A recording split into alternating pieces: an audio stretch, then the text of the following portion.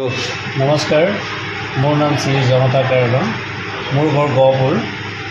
মই বিশেষকৈ institute of urology and kidney disease এই চেণ্টাৰ সোণাপুৰত যিটো অৱস্থিত নতুনকৈ গম পাই মই ইয়াত ডক্টৰ অনুপ কুমাৰ নাথ ছাৰৰ যিখিনি এটা কথাটো গম পাই পেলাই ইউটিউবত মই গুগল চাৰ্চ কৰি চাই মই ইয়ালৈ মোৰ বেমাৰটো যিহেতু কিডনি বেমাৰ মই ইয়াত ছাৰৰ কনচালটেশ্যন ল'বলৈ আহি বহুত ভাল পালোঁ। ছাৰক কনচালটেশ্যন লওঁতে মই এনেকুৱাকৈ নিজে ভাল লাগি গৈছে যেন মই নিজৰ ভাই ককাৰ লগত কথা পাতিছোঁ মোৰ অসুবিধাৰ কাৰণে।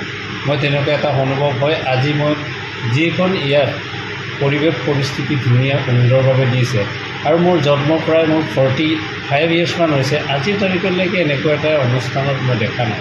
কাৰণ এনেকুৱা এটা অনুষ্ঠানত যিখিনি আজাত কাৰ্যকৰ্তা আছে, অৰ্থাৎ ইয়াত বিষয়ববী আছে, নাৰ্ছৰ পৰা আদি কৰি পেলাই গাৰ্ডৰ পৰা আদি কৰি ডক্টৰসকলেতো ভগৱান হয়, একেলগেতো আমাৰ পিতৃ হয়, একেলগেতো পুত্ৰক যেনেধৰণে মৰম চেনেহ আশীৰ্বাদ দিয়ে তেনেকৈ পোহপালন কৰিব লাগে। এইখিনি কৰিছে, মই বহুত আৱেগিক হৈছোঁ, ভাল লাগিছিল এইখিনি।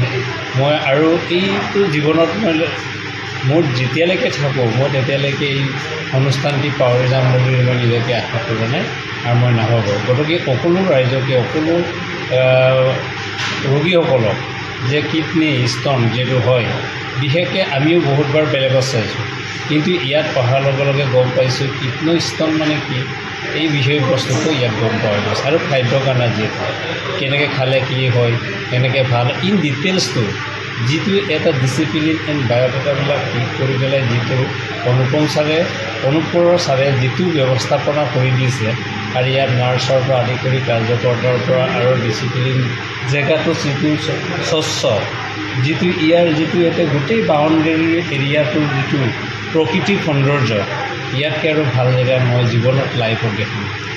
গতিকে মোৰ ক'বলগীয়া এইখিনি।